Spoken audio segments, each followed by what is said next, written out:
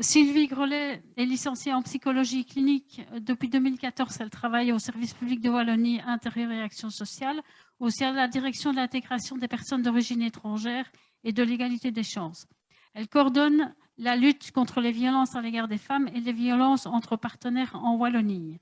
Elle est chargée de veiller à la cohérence du dispositif wallon et d'assurer la pérennité des actions mises en œuvre en Wallonie pour lutter contre les violences basées sur le genre. Ces missions sont la prévention des violences, l'élaboration et l'harmonisation des données et statistiques, l'élaboration des recherches, d'études et d'analyses, la formation des intervenants, la rédaction d'avis et la contribution aux rapports internationaux et la représentation de la Wallonie sur ces thématiques. Donc voilà, elle va vous présenter la politique d'égalité entre les femmes et les hommes en région wallonne. Merci. Donc effectivement, le titre de l'intervention, c'est égalité, pas équité. Donc les politiques en matière d'égalité entre les hommes et les femmes au niveau belge se placent dans un cadre international. Donc en 1985, la Convention des Nations Unies sur l'élimination de toutes les formes de discrimination à l'égard des femmes, le CEDAW, a été ratifiée. Donc en 1995, la conférence des Nations Unies sur les femmes à Pékin débouche sur la déclaration de Pékin et sur la conceptualisation du gender mainstreaming. Donc ça va sceller l'engagement de la communauté internationale à intégrer la dimension de genre dans les politiques et programmes qui sont menés à tous les niveaux de pouvoir afin de lutter contre les inégalités entre les femmes et les hommes. En conséquence, en Belgique, tous les niveaux de pouvoir, tous les niveaux de pouvoir sont concernés par l'égalité homme-femme et donc vont devoir légiférer en la matière. Donc, au niveau wallon, les décrets qui sont actuellement en vigueur, c'est des décrets qui datent de 2014 et de 2016, qui visent la mise en œuvre des résolutions de la Conférence des Nations Unies sur les femmes à Pékin et qui intègrent la dimension de genre dans l'ensemble des politiques régionales. Donc, on les appelle les décrets gender mainstreaming. Et en parallèle de ces décrets gender mainstreaming, il y a d'autres législations qui visent à réduire les inégalités entre les femmes et les hommes ou qui permettent de lutter contre les discriminations de genre. Donc, il y a le décret du 6 novembre 2008 donc qui vise voilà, toutes les formes de discrimination et notamment les discriminations fondées sur le sexe et les critères apparentés comme la grossesse, l'accouchement, la maternité. En 2019, il y a eu des modifications de ce décret et quelques avancées qui ont été introduites par ces modifications, notamment l'allaitement qui a été introduit donc pour protéger les femmes allaitantes. Donc les parents sont protégés également au retour de leur congé de maternité, de paternité, de coparentalité et d'adoption. Il y a le critère de composition de ménage également qui a été introduit, ce qui permet de protéger la diversité des structures familiales. Les discriminations multiples qui sont maintenant prises en compte parce qu'avant on pouvait porter plainte que pour une seule sorte de discrimination. Et il y a également les discriminations par association, donc les proches de personnes qui sont concernées par les discriminations peuvent également être protégés et les témoins de discrimination peuvent également être protégés. Il y a également des décrets mixité, donc il y a 3 décrets qui ont été votés par le Parlement wallon et ces décrets imposent la présence de 2 tiers maximum de membres de même sexe dans les organes consultatifs régionaux, les conseils d'administration des CSBL privés agréés par la Wallonie et des organes de gestion des établissements pour aînés qui sont également agréés par la Wallonie. Alors, sur base des décrets gender mainstreaming, le gouvernement wallon a adopté un plan genre, c'est le 2e, donc ici il couvre 2020-2024. Et donc ce plan a pour vocation d'intégrer la dimension de genre dans l'ensemble des politiques publiques pour éviter ou corriger si nécessaire les inégalités entre les femmes et les hommes. Donc ce plan, il applique l'ensemble des membres du gouvernement et des administrations. Il se compose de 44 mesures et de 17 thématiques. Donc, comme thématique, il y a par exemple le gender budgeting, le logement, la mobilité, l'aménagement du territoire, l'emploi, la formation.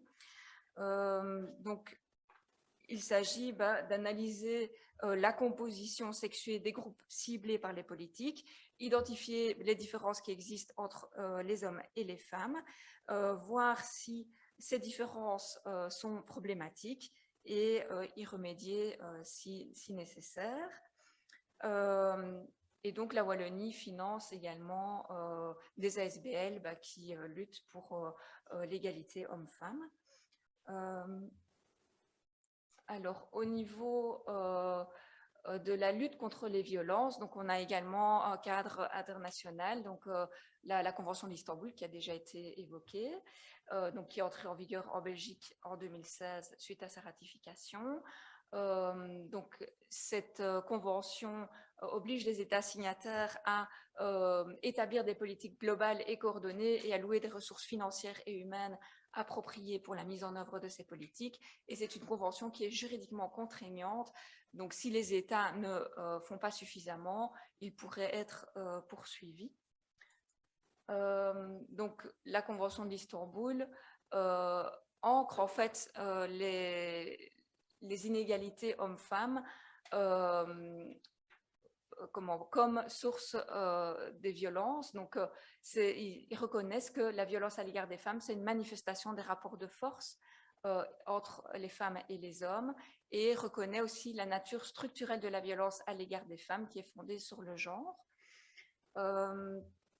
Donc, cette convention porte sur les différentes formes de violence à l'égard des femmes, y compris donc, le harcèlement sexuel.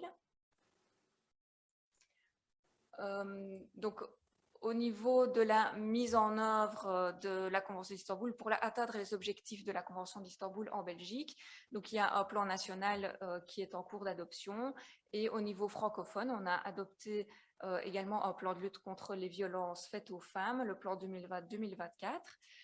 Donc, ce plan a 4 objectifs stratégiques, 18 objectifs opérationnels, 65 mesures. Et donc, il est porté par les gouvernements de la Fédération Wallonie-Bruxelles, de la Wallonie et de la COCOF. Et donc, comme vous pouvez le voir, ça recouvre les 4 objectifs stratégiques du plan intra-francophone, recouvre certains objectifs de la Convention d'Istanbul en fonction évidemment du domaine de compétences des pouvoirs intra-francophones. Donc, mettre en place des politiques intégrées, collecter des données, tout ce qui est prévention, information, sensibilisation, la protection et le soutien des victimes de violences et le suivi et la prise en charge des auteurs.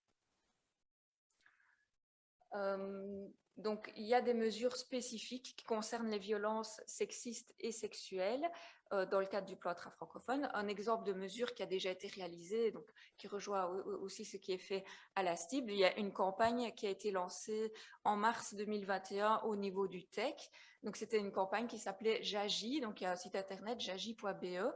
Donc, il y a eu des affichages dans les bus, et c'était également une campagne qui s'adressait aux témoins et donc qui incitait donc effectivement à agir quand on est témoin d'une situation de sexisme dans les transports publics. Et donc, il y a également une mesure spécifique. En fait, il y a même 2 mesures spécifiques par rapport aux violences sur le lieu de travail. Donc, il y a une mesure qui concerne les violences conjugales, qui concerne la formation du personnel de la région wallonne, de la Fédération Wallonie-Bruxelles et de la COCOF. Pour donner un exemple, au niveau du service public de Wallonie, on est aussi à peu près 10 000 agents. Donc, c'est des grosses... comme des grosses entreprises. Et donc, la mesure, il y a une mesure dans le plan genre également, donc la mesure 18, qui concerne à la fois les violences conjugales et le harcèlement sexuel et sexiste sur le lieu de travail, et la mesure 35, donc dans le plan intra-francophone, qui vise à sensibiliser les administrations et les unités d'administration publique au harcèlement sexuel et sexiste sur le lieu de travail. Et donc, cette mesure, qui n'est pas encore réalisée à ce jour, donc nécessite plusieurs actions pour être réalisée. Donc, ce serait via des campagnes de sensibilisation, la mise à disposition des informations pour le personnel, la formation du personnel. Donc, il faut identifier évidemment les personnes à former, donc les services des ressources humaines, les managers, les personnes de confiance, les conseillers en prévention, les représentants syndicaux, la médecine du travail, les secrétariats sociaux, donc de nos différentes administrations. Et effectivement, l'outil qui a été développé ici donc, par le MEF et, voilà, pourrait tout à fait être utilisé dans ce cadre-là, dans le cadre de la formation.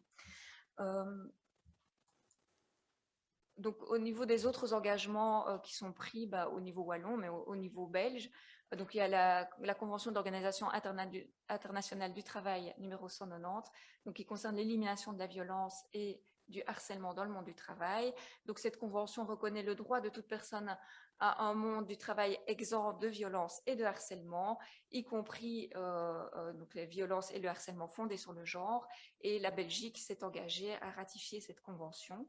Et donc, enfin, voilà, au niveau belge, cette ratification doit passer par les différents niveaux de pouvoir. Et alors, il y a également tout un travail qui est réalisé dans le cadre de la conférence interministérielle droits des femmes, donc vraiment là au niveau politique. Cette conférence interministérielle a été mise en place fin 2019. C'est suite à une demande conjointe de la secrétaire d'État Nawal Ben-Amou, de la ministre Christine Montréal et de la ministre Bénédicte Linard. Donc les premières thématiques sur lesquelles cette conférence interministérielle s'est penchée en 2020, dans le cadre de la crise sanitaire, l'explosion des violences intrafamiliales, des violences à l'égard des femmes, ça a été vraiment voilà, les premières thématiques sur lesquelles cette conférence interministérielle s'est penchée, pour lesquelles il y avait une nécessité de croiser les différents niveaux de pouvoir et d'agir de façon conjointe. Ensuite, la conférence s'est penchée sur la lutte contre le sexisme dans l'espace public et le cyberharcèlement sexiste, et également sur la précarité menstruelle. Et donc, il y a toute une série de mesures, 33 mesures, qui ont été prises par les différents ministres et les différents gouvernements en juin 2021. Et donc, ces mesures consistent en de la formation, de la sensibilisation, de l'information, apporter un soutien également aux ASBL qui accompagnent les victimes.